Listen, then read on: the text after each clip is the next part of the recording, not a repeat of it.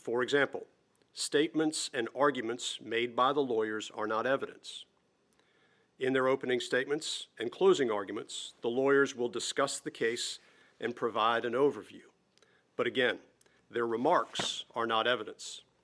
Also, questions and objections made by the lawyers are not evidence. Only the witness's answers to questions are evidence. Now, I will admit or exclude evidence according to the rules. If a lawyer makes an objection and I overrule it, that means the evidence is admitted and you may consider it. On the other hand, if I sustain an objection, this means that the evidence is excluded from the trial and you may not consider it. You should consider only that testimony and only those exhibits that are admitted. You should not assume or infer anything about evidence which I have excluded. If you happen to hear or see evidence that I end up excluding from the trial,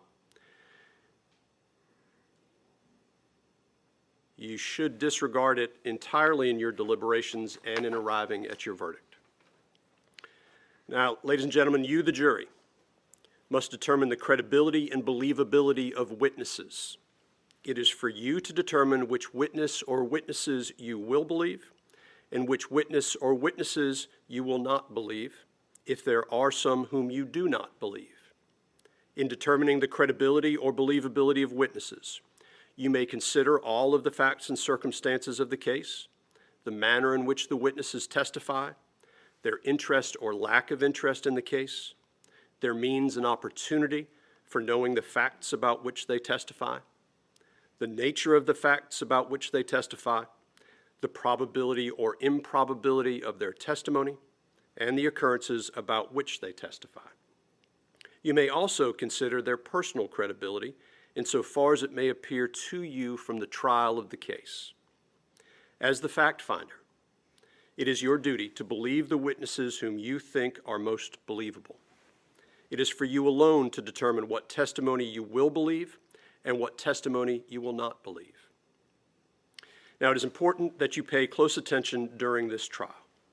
If at any time you cannot hear or see the evidence, or if you are suffering from any discomfort that distracts you, please inform me or the bailiff, and we will do what is needed to make sure that you can hear and see the evidence and give it your undivided attention.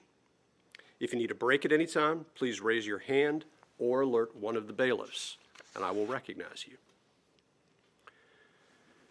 Now, you should consider the evidence with an open mind, and you should not reach any final conclusions until the trial is over. Do not jump to conclusions before all of the evidence has been presented. Remember that you are the ones who have been qualified as fair and impartial jurors deciding this case. No other influence should affect your decision. For that reason, you may not discuss this case with anyone, including family and friends, or let anyone discuss the case with you or around you. This includes discussing or sharing information by email, texting, blogging, or any form of social media until actual deliberations begin. That is, until after you have heard all of the evidence, the lawyer's closing arguments, and you have been fully charged on the law that applies to this case. You must not discuss this case even amongst yourselves in the jury room, during breaks, or anywhere else. Do not at any time during the trial request, accept, agree to accept, or discuss with any person any type of payment or benefit in return for supplying any information about the trial. You must promptly tell me about any incident you know of involving an attempt by any person to improperly contact or influence you or any other member of the jury. Now, I've asked the deputy, or the bailiff in this particular case, to provide you, I guess deputy, I got both words. So I've asked the deputy to provide you with pencils and notepads for your use during trial. You may take notes, but you are not required to do so. If you decide to take notes, please remember that note-taking should not divert you from paying full attention to the evidence and evaluating witnesses' credibility. Your observations of the witnesses during their testimony can be vital to your determination of the believability of their testimony. The notes that you take are for your use only, and they're not to be shared with anyone. I lost my notes here.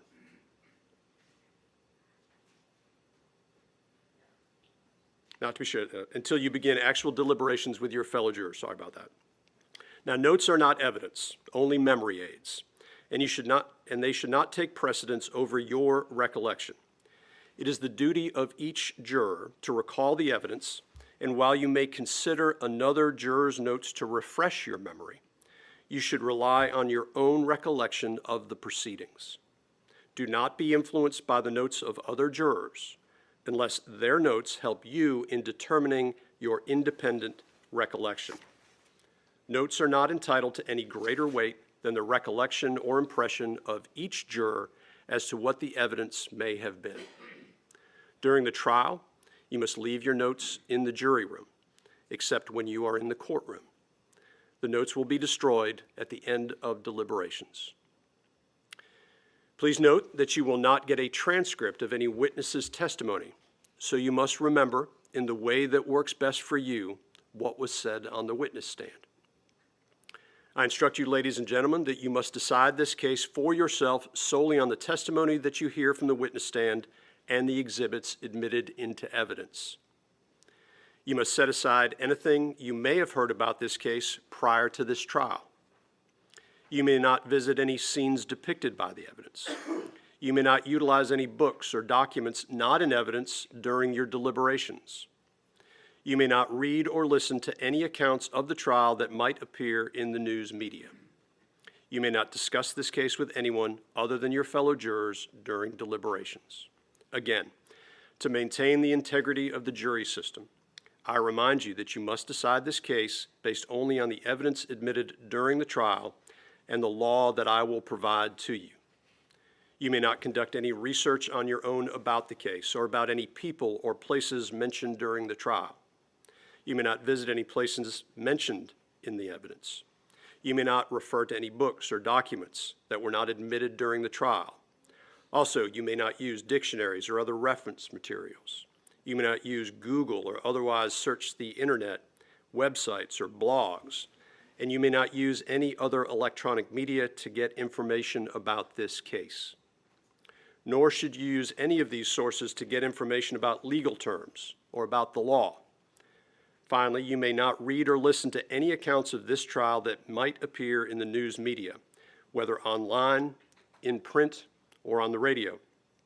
This includes your news feeds or any other way you may access coverage. It is important to understand that you cannot discuss the case with anyone unless and until you have returned a verdict and the case is at an end. Finally, to assist the jury during the course of the trial, I'm going to charge you on certain legal principles that may come up during the case. As mentioned, I will charge you further and more comprehensively on the law and legal principles that apply at the conclusion of the case. The following is only intended to provide a limited overview of a limited number of legal principles. You should not single out any one instruction, but must consider as a whole all of the instructions I have given you and will give you during deliberations. Burglary in the first degree. A person commits burglary in the first degree when, without authority and with the intent to commit a theft, that person enters or remains in the dwelling of someone else. A dwelling includes a house or any building or structure that is intended to be used as a residence. A dwelling also includes any part of that house, building, or structure. It does not matter if the dwelling was occupied, unoccupied, or vacant when the alleged burglary happened, but you may consider these factors in deciding if the dwelling was meant to be used as a residence. Burglary, intent to steal. The evidence does not have to show that an actual theft happened to prove a burglary. However, you must determine that there was an intent to steal. An intent to steal may be shown in many ways, arising from the facts and circumstances proved during the trial. You may infer an intent to steal where the evidence shows an unlawful entry without authority into the place of another where items of some value are present or kept inside, and when there is no other apparent motive for entry. Whether or not you make such an inference is a matter solely for you, the jury, to determine. Criminal trespass. A person commits the offense of criminal trespass when that person knowingly and without authority, A, enters upon the land or premises of another person for an unlawful purpose, B, enters upon the land or premises of another person after receiving, prior to entry, notice from the owner, rightful occupant, or, upon proper identification, an authorized representative of the owner or rightful occupant that entry is forbidden, or C, remains upon the land or premises of another person after receiving notice from the owner, rightful occupant, or, upon proper identification, an authorized representative of the owner or rightful occupant to depart. Citizen's arrests. A private person may arrest an offender if the offense is committed in his presence or within his immediate knowledge. If the offense is a felony and the offender is escaping or attempting to escape, a person may arrest him upon reasonable and probable grounds of suspicion. In general, the phrases "in his presence" and "within his immediate knowledge" are synonymous, and a crime is committed in one's presence if by the exercise of any of his senses he has knowledge of its commission. Bruton charge. Finally, as mentioned, this court is responsible for determining the admissibility of evidence. Sometimes audio and/or video recordings cannot be played for the jury based upon the rules that govern admissibility. You are not to make any inferences for or against either party when the law does not permit recordings to be played either in full or in part. Now, ladies and gentlemen, that concludes my preliminary instructions, and we are now ready for the lawyers to give their opening statements. Is the state ready to proceed? Yes, Judge, the state is ready.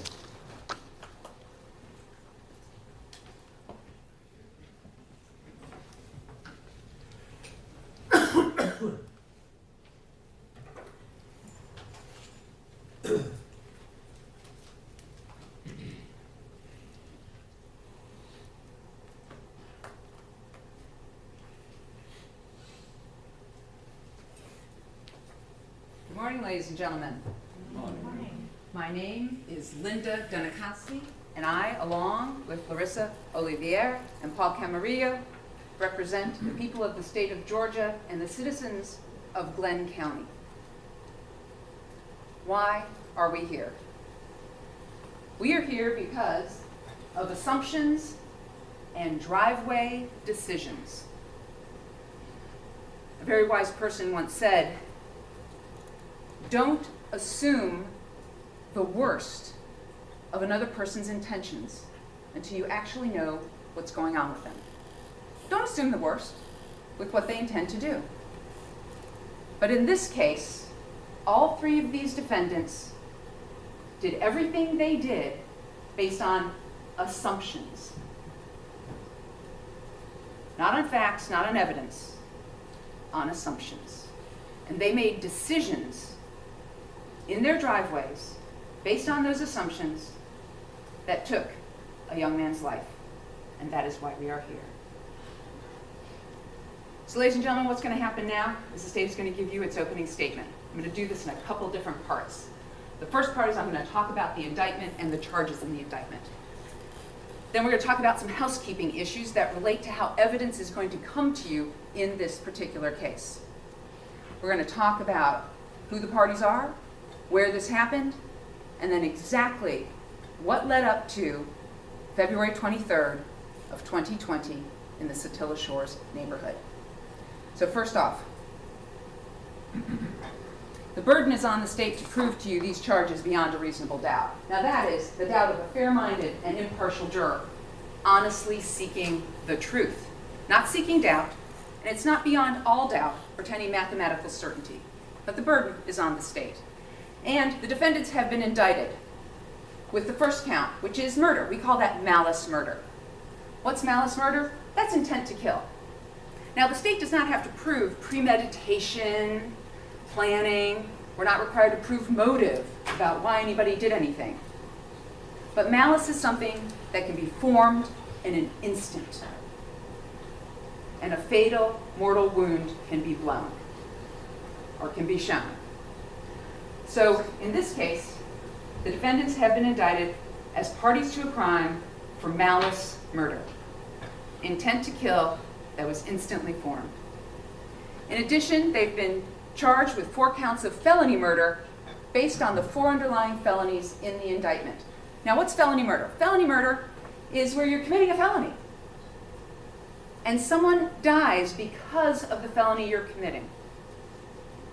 Classic example, of course, is the guy goes into a drugstore to hold up the clerk, right? He's not there to murder the clerk, he's there to hold the clerk up. But during that armed robbery, it goes bad and he kills the clerk. Judge, I'm going to object. This is not an opening statement. This is analogies and explanation of the law. If you can state the law, I have no problem with that. But to go beyond that is not proper for opening statement. The jury's been charged on what an opening statement is. Again, ladies and gentlemen, I've just explained to you that this is the overview of the case that will be presented by the state. The defense will have the same opportunity. Again, the law will be charged, or that's a very legal term. The court's going to give you all of the law in this case, as I've already explained at the end. The state is now explaining its position with regard to the case. If we could make sure that it is considered in that light from the state. Thank you, Judge. These are the charges in the indictment, which are felony murder. And it's committing a felony, not with intent to kill, but someone dies during that felony. So what felonies are we actually talking about here? Well, we're talking about aggravated assault with a shotgun. Because in this case, the state is going to show you and prove that Travis McMichael brought a shotgun. And then he pointed it at Mr. Arbery, and then he pulled the trigger, and he killed him during that aggravated assault. Aggravated assault with pickup trucks.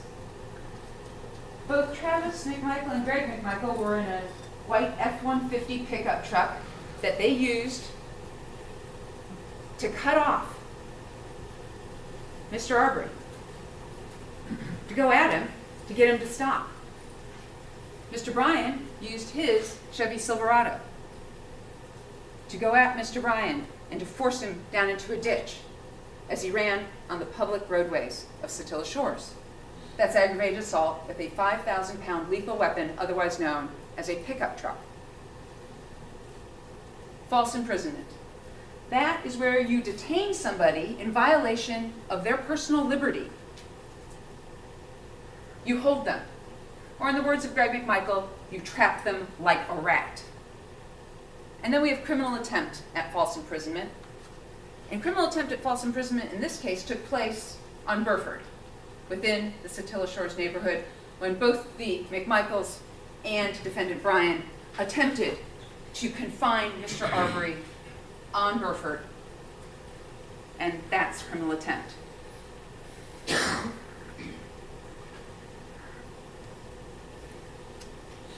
So a little housekeeping.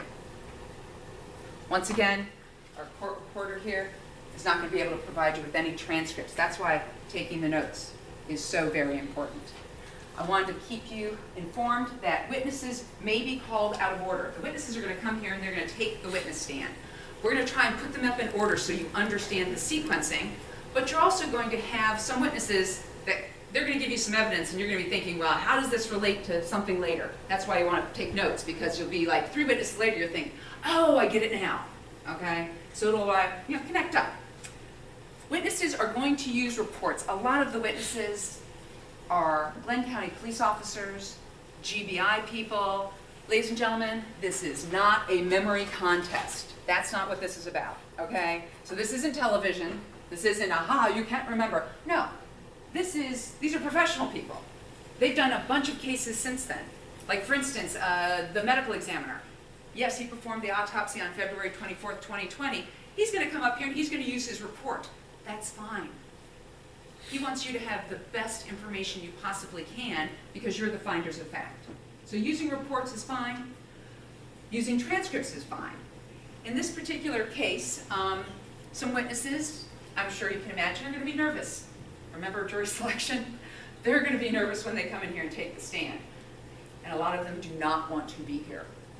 So a number of them gave statements, and if they take the stand and they can't recall, or they say something different than what they previously said, one of the attorneys, it could be any of the attorneys, may come up to them and go, well, would it help refresh your recollection? You looked at your transcript. Is that going to help you? What you said back in 2020. That's perfectly fine too. In addition, as the judge said, we've got some videos that we can't play for you. We just can't.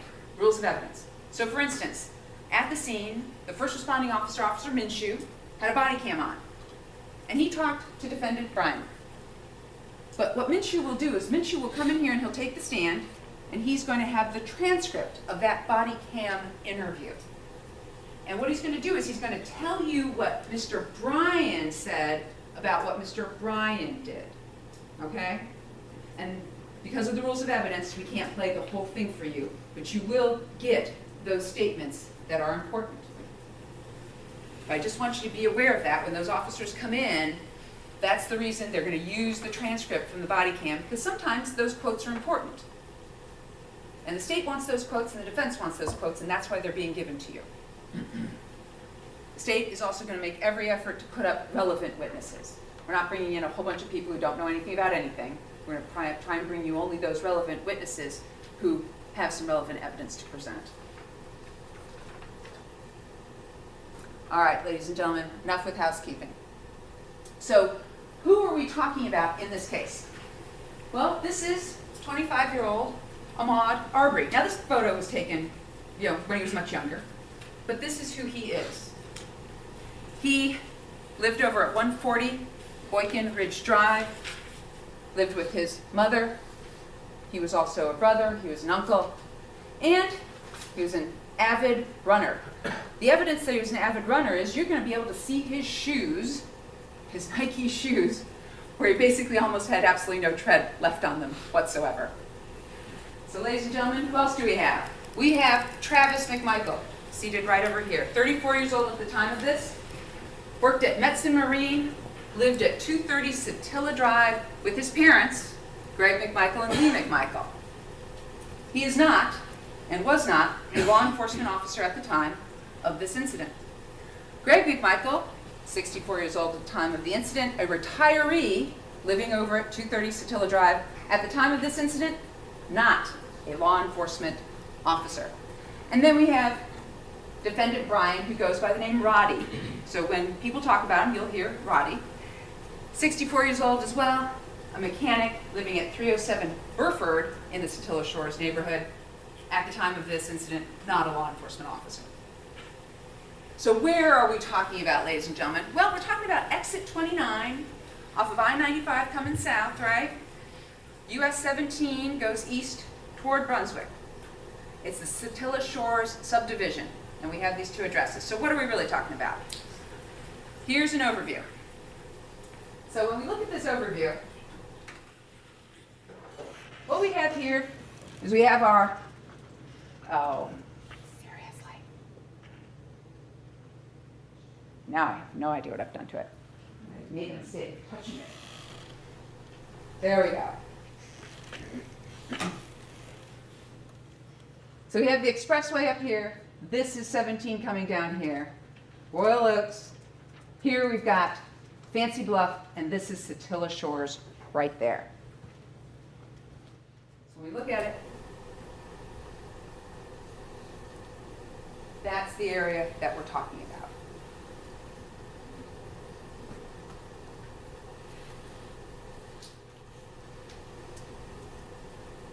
Here we have where Mr. Arbery's residence is in relationship to the scene where he was killed. So as you can see, he's off of here at 95 and 17 in the Fancy Bluff neighborhood off of Boykin Ridge Drive.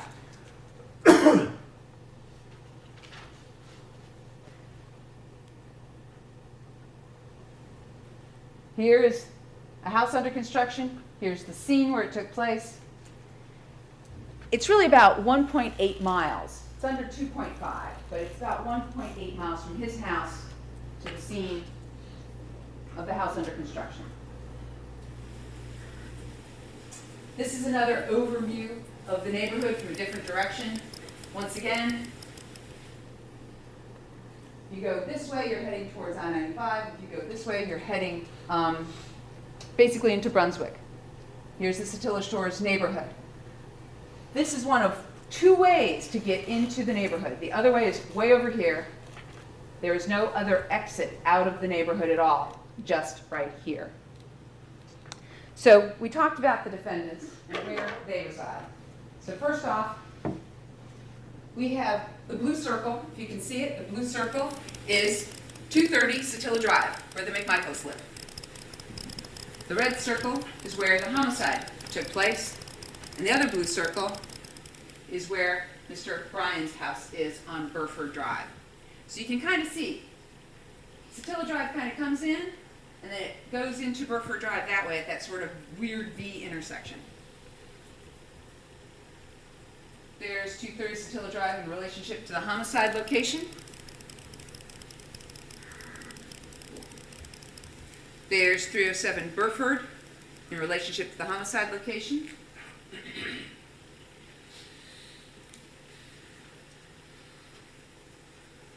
So once again, there are our three main locations that we're going to be talking about. We are also going to be talking about 220 Satilla Drive. A lot of us will be using shorthand, 220. It is an open, unsecured construction site. The land is owned not by any of the defendants, no, by Larry and Amy English. It's under construction and it's wide open. There's no front door. There's no back door. There's no garage door. There's no garage door on the boat. Completely and utterly wide open. And it had been this way for over a year because Larry English was trying to act as a general contractor and finish the house himself. This open, unsecured construction site has absolutely no trespassing signs on it. None whatsoever. It also has no fence around the property at all. So where is it?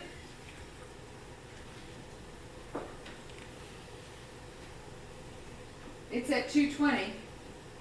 There's 230. So ladies and gentlemen, what you have is you have 220, 222, 224, 226, 228, and then 230, which is the McMichael's house.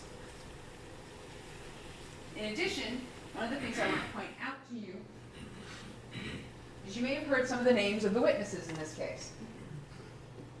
So right across this street, right here, is Jones Road. And you've got Ronnie Olson, Sue B. Lawrence, and Albenze, Matt Albenze's house. You can't really see him because of all the trees, but here's the open construction site. This is Jones Road. Ronnie Olson, Sue B. Lawrence, and right here, Matt Albenze. This is what it looks like. You can see it. No front door, no rear door, open garage doors. 220 Satilla Drive. Now, Larry English will tell you, because here's the thing. Larry English has health issues. So Larry English is not going to be here to testify. Larry English gave a deposition. All right? You will see that deposition because it was videotaped. And Larry English is going to tell you that he met the McMichaels only a few times, like one or two times. However, Greg McMichael in his statement says that he doesn't even know Larry English. McMichaels had never been given permission to be at 220, nor had they ever received a warning not to be there. Larry English is going to tell you to go out